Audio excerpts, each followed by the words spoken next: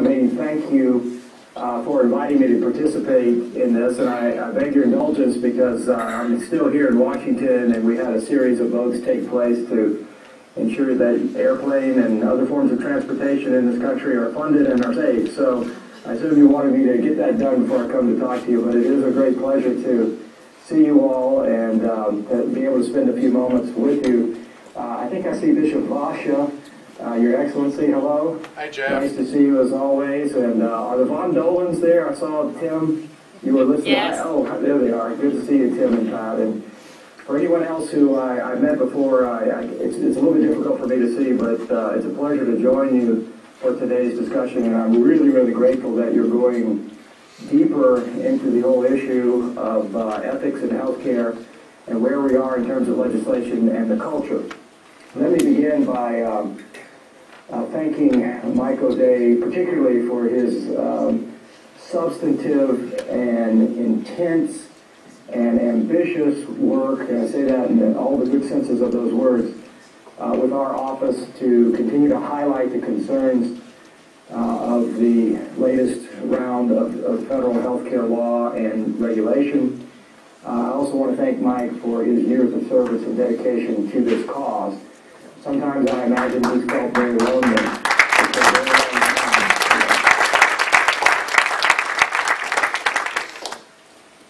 For a very long time, Mike has been admonishing us and really warning us all that as healthcare goes, so goes the culture. And he couldn't be more right. I want to start with a little story. This happened to me in Washington, D.C. recently. I'm usually not out at night in Washington, D.C., but I had a function down the road from the halls of Congress along Independence Avenue. And it's an area where a lot of younger people go. There's restaurants and coffee shops and some bars. And as I was walking back to my office at about 9 o'clock at night, a young woman, a very attractive young woman, was on the sidewalk. And as I walked by her, she said something to me, and I stopped and I turned back around, because usually I would ignore such a thing. And I said, "I'm sorry, what did you say to me?" And she said, "Oh, yes, sir." She said, "Can you stand with Planned Parenthood?" I said, "Oh, okay, thank you." And I kept walking. And so I immediately emailed my wife, and I just put in the email, "Can you stand with Planned Parenthood?" And she didn't understand why I was doing that. I simply did that because I didn't want to forget the phrase. The reason I'm telling you that is, again, this is a young person, highly attractive, highly articulate, in the late evening among younger Capitol Hill staffers advocating for Planned Parenthood. There is a public relations machine out there that we're up against in terms of defining the right type of health care. And you all know the last 2 years, we have really went longer than that, but we've been basically in hand-to-hand combat as we tackled a very tough issue of healthcare reform. Now, I think we all believe that we need certain reforms, the right type of reform that's going to actually decrease costs for everyone, improve healthcare outcomes for everyone, while we also protect vulnerable persons.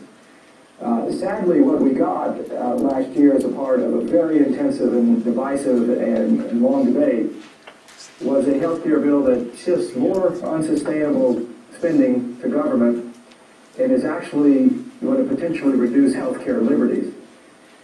As we begin to talk about this because there's been a sea change of leadership in Washington, there are some opportunities to potentially amend or change the way we're approaching healthcare, although it's going to be a long haul and it's going to continue to be very difficult. One of the problems in regards to healthcare liberties is this impact on the rights of conscience. Now, it's interesting that in 1809, and I just want to read this quote to you, Thomas Jefferson actually said this to a Methodist congregation. He said, "No provision in our Constitution ought to be dearer to man than that which protects the rights of conscience against the enterprises of civil authority." Now, that's not actually in our Constitution, but merely Jefferson saying that indicates how much a part this was, how much of a part of our collective consciousness this was as a nation, and our early thinking about jurisprudence. After Roe versus Wade, this had to be codified with the church amendments to protect the medical profession from being forced into violating fundamental, deeply held beliefs and fundamental beliefs, so government wouldn't exert pressure specifically to participate in acts of abortion.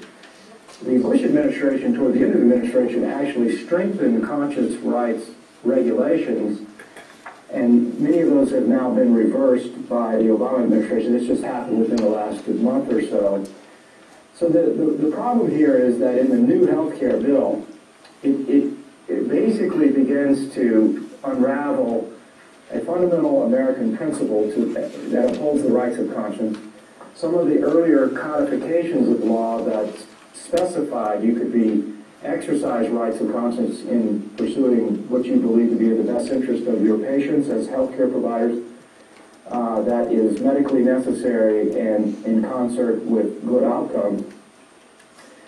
But the issue now becomes, given that the new health care bill has set up a framework for the government potentially dictating what are essential health services, we now have some threats and some real vulnerabilities in terms of this rights of conscience. And you can already see this with the current administration rolling back some of the broader conscience protections that were put into regulations. They left in place protections against forcing people to participate in the act of abortion or sterilization. But as you all know, medicine has changed dramatically. The technology of medicine has changed dramatically. And perhaps our culture, as Mike likes to point out, has also changed dramatically in what we regard as health care, but is not necessarily in the interest of people's health, psychological, or physical well-being. So in order to address this problem, we've worked for months with many partners to expand upon this rights of conscience and to be able to protect people from being forced to provide what the government dictates as essential services that might violate moral or religious convictions. I have bipartisan support in this regard, which is very, very important. Congressman Dan Boren, a Democrat from Oklahoma. I'm a Republican. I don't mean to inject politics into your discussion. That's not my intention. But I think it's very important that we understand that a bipartisan approach is necessary here if we're going to make important progress. Dan Boren willingly put his name as a lead co-sponsor on this.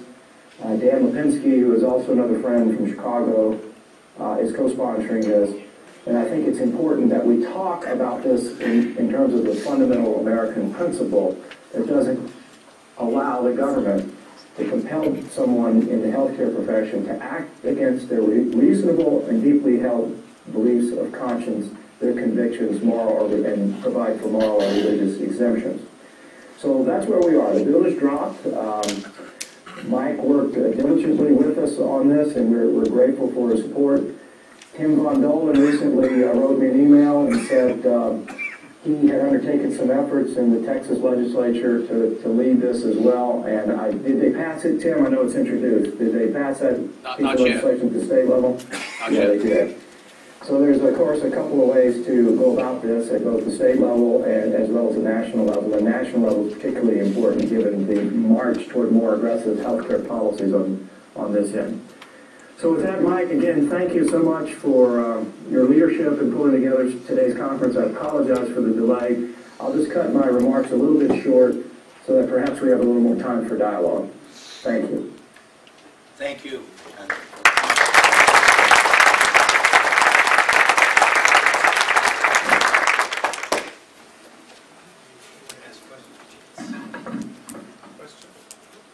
Questions?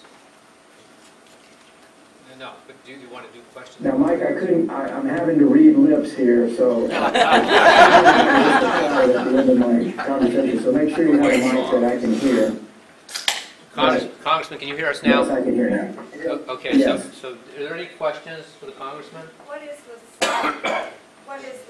are the steps to make this happen, to be legislation?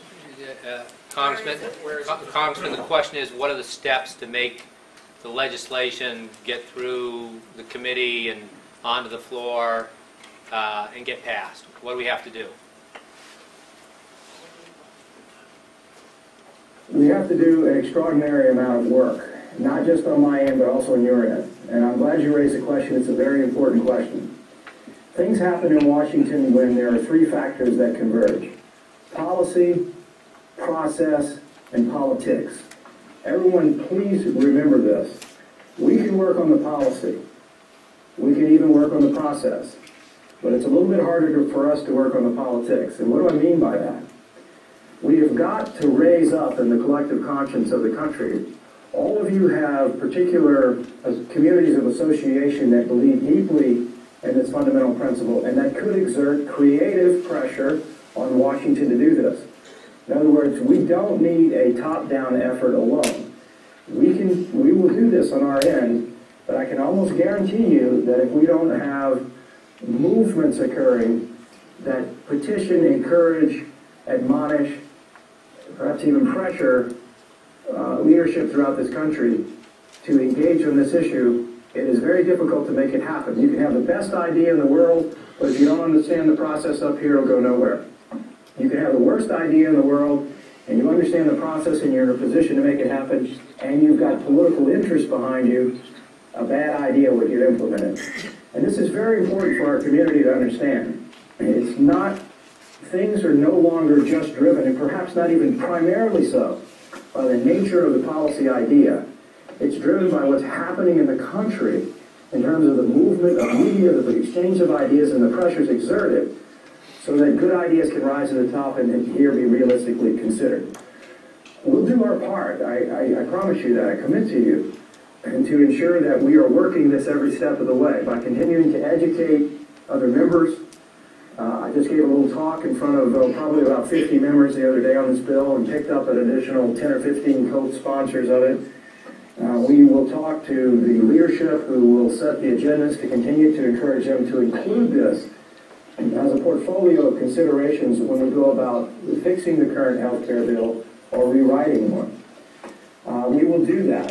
We have some movement on the Senate, some interest on the Senate side as well.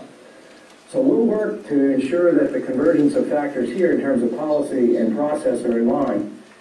But you have to work on the other side to educate people, to motivate people, to move people, to engage. I had a gentleman come see me. He's all upset about everything happening in Washington about 2 years ago. And I listened politely. And at the end of it, I told him, I said, sir, I'm glad you came and see me, but I have to ask you some questions. Are you familiar as to how I voted on any of these problems you've raised? He said, no, Congressman, no. I said, have you ever engaged in any of these processes before? No, Congressman, I haven't. I said, okay, and I understand why, because you're busy. You're trying to make a living, run businesses, and raise your family well, and participate in other forms of community association that are important to you, faith, community, and civic entities, and that's what we should be about doing. But frankly, we lose in Washington because we don't even show up. And it's incumbent upon all of us to think creatively as to how to engage this system so that the ideas that we share actually do rise to the top. It can't just be about leadership from the top down alone. It has to be a convergence of leadership from the top with movement of people in this country who actually care and are willing to do something. Now, I mean, you're all here and come from a long way to be there in Michigan, and so I don't mean to sound pejorative in my admonishments. I'm preaching to the choir, as we say. But it is the question you ask is very, very important to think about on a different level. To think about how you all, as a deliverable from this conference, can actually talk about mechanisms by which you can inform the public and move the public and engage the process by which to make things happen. I think that's about as explicit as I can be, Mike, on it, but it's a very good question, and I hope to give you some encouragement in that regard. Congressman Fortenberry, I want to just thank you for your courageous leadership, because I remember, our working together, that it was very hard to get anybody to start the whole process on this bill that you've introduced. So I just want to thank you, on the behalf of